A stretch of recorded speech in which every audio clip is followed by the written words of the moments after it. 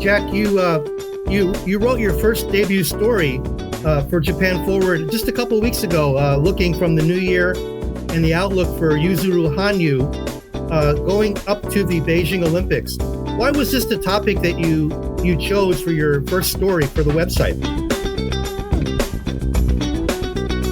Well, first of all, presuming that he is going to go on and compete in Beijing, he would be trying to win the gold medal for the third straight time.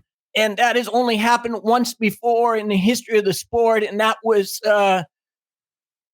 almost 100 years ago with Gillis Grafström of Sweden, okay, who won the gold medal in 1920, 1924, and 1928. So it's a very historic pursuit. And, Hanyu's performance at the Japan Championships in Nagano last month was really incredible. I mean, he's completely healthy now after his injuries of the two previous seasons. And his jumping, I mean, he looked like he was jumping, from 5 years ago. Just at the age of 26, I mean, he's still in peak condition. And I think everybody is very encouraged about his chances, heading into Beijing, which is now about 13 months away. I think it's a real story that people can follow week to week, month to month, and see what kind of little developments there are, such as maybe things in practice or just his banter with his coaches, or even stuff that he mentions with the press. Right. Well, the impressive thing, Ed, is that his performance in Nagano came off several months of training by himself with his coach, Brian Orser and Tracy Wilson, they're in Toronto. And Hanyu has been back in Japan for many, many months now and training alone. So for him to do what he did, literally coaching himself or just getting coaching by video was, pretty phenomenal. Jack, one of your skating media colleagues who has a real handle on history and also the big story when it comes to putting things in perspective is a guy named Phil Hirsch, who worked for decades for the Chicago Tribune. And one thing that you mentioned, quoting Hirsch in your story about Hanyu, was that the race for the title in Beijing is really a two-man competition, Hanyu and Nathan Chen. And as you look at your upcoming story, what is it about Chen that makes him so good and so in the moment right now? Well, Nathan Chen just this past weekend won his fifth straight U.S. title, and he's the first person to win 5 straight since Dick Button from 1946 and 1952 when he won 7 in a row.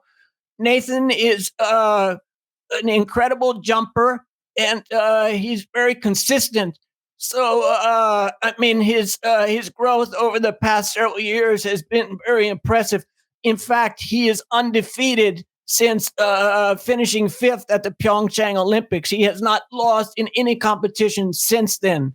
So that's why a lot of people are hoping that in 2 months, the World Championships in Sweden are going to be held, because with Hanyu back at full strength now, it's going to be something that it would be very interesting as a kind of preview of what could happen in Beijing.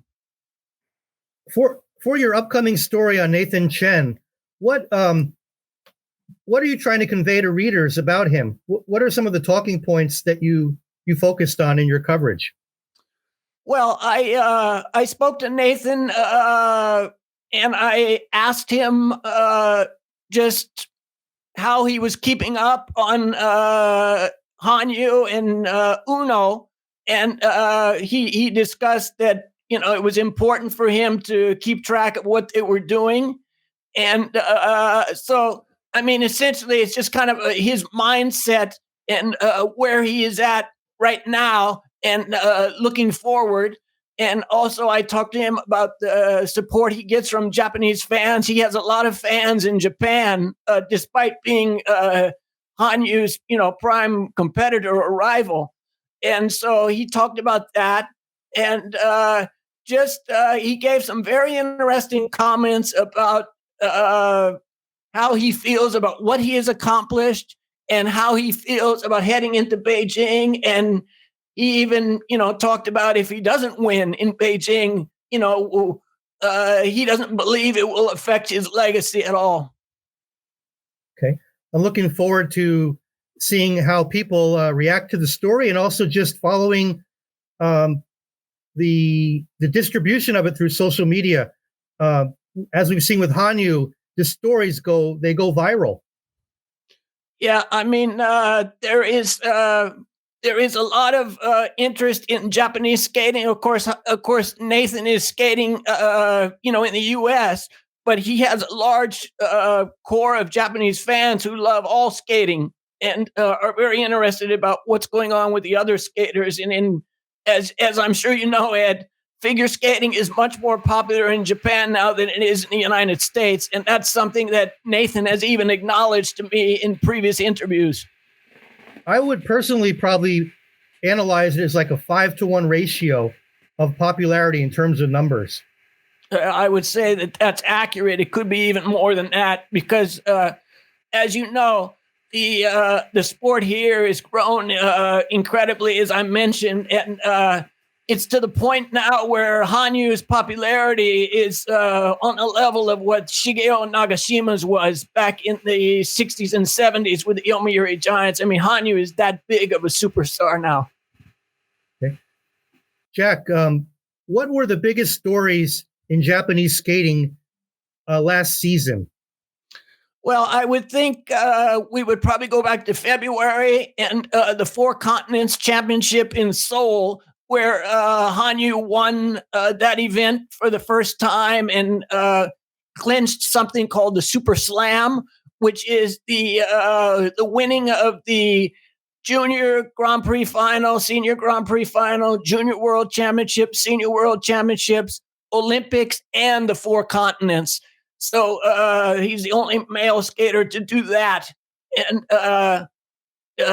definitely, was very impressive. And again, when he was skating in Seoul back in February, I don't think he was 100% healthy. He still won, but I don't think he. But a couple of weeks ago in Nagano, 100% healthy. So that was a significant thing. And then, of course, the pandemic hit, and the World Championships were canceled just 4 days before they were supposed to start in Montreal. So, the reality is that that gave Hanyu a lot of time to rest and recover from those injuries of the previous 2 seasons. And I think in the long run that that's something that probably is going to benefit him. Among the other top skaters from Japan, who had significant accomplishments in the last calendar year, the last skating season?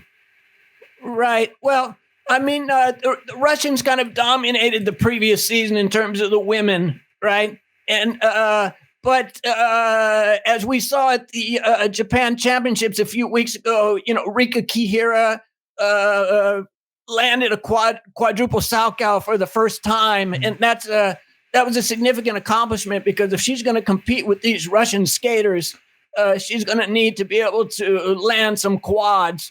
And so she is, Japan's best hope heading into Beijing. And the fact that she was able to successfully land a quad in her free skate on the way to winning the Japan Championship for the second straight year, very important. Among Kihira's rivals among the Japanese, how far below her in terms of talent and consistency would you put some of the others? I'm talking about Kaori Sakamoto or in Honda. Are there any others that you think are rising to maybe her level or have a shot at being at her level?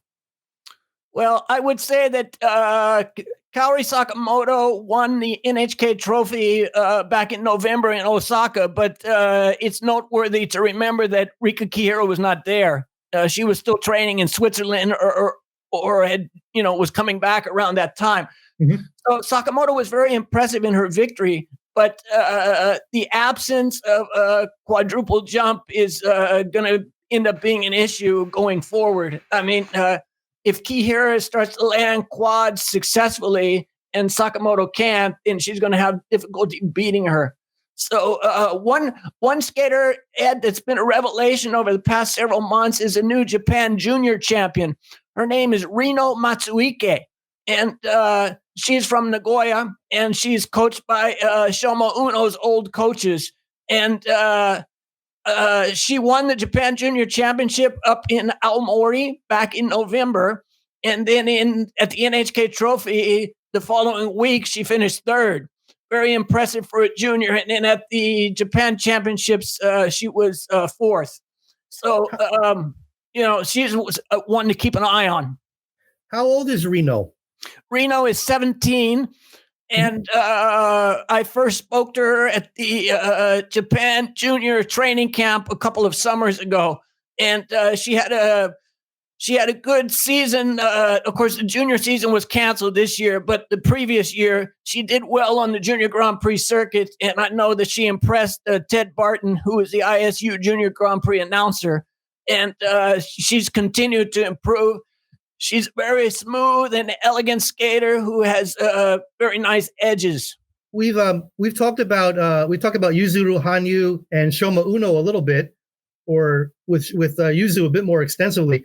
Is there who else among the men's side, among Japanese skaters, is really trying to reach that level of becoming a world-class skater? Is there someone in the junior ranks or a young senior level skater that is really working to try to make that reality? Well, I would say that we have to look at Yuma Kageyama, who finished third at the Japan Championships for the second straight year. And he's a skater with a great amount of potential. Of course, his father, Masakazu, was a two-time Olympian for Japan. And he's been trained by his father, and he was the Japan junior champion not this season, but last season. And he was also the youth Olympic champion. And so he has an incredible amount of potential, and he's very solid and very consistent. Of course, the only problem he has is that he's competing with Hanyu and Uno, right? So that, anywhere else, he's going to be the top skater in the country, right? But Yuma Kageyama is going to be a force to be reckoned with in the coming years, as is Shun Sato, who was last season's Junior Grand Prix final winner. Both of those guys have a lot of, potential for the future. Jack, Kageyama, if you look at his skating style and just his ability, is he more similar to the way Hanyu approaches the ice or the way Uno does? That's a very interesting question, Ed. That's a very interesting question. I would say because of his size, he's probably more. Wow, that's a tough one. Hanyu is such a spectacular athlete and jumper, and everything he does is just so incredible. His artistry. So I think at this point it would probably be more of a comparison to Uno, but Kageyama has, if he can grow artistically, then I think, he really has a chance to do something special.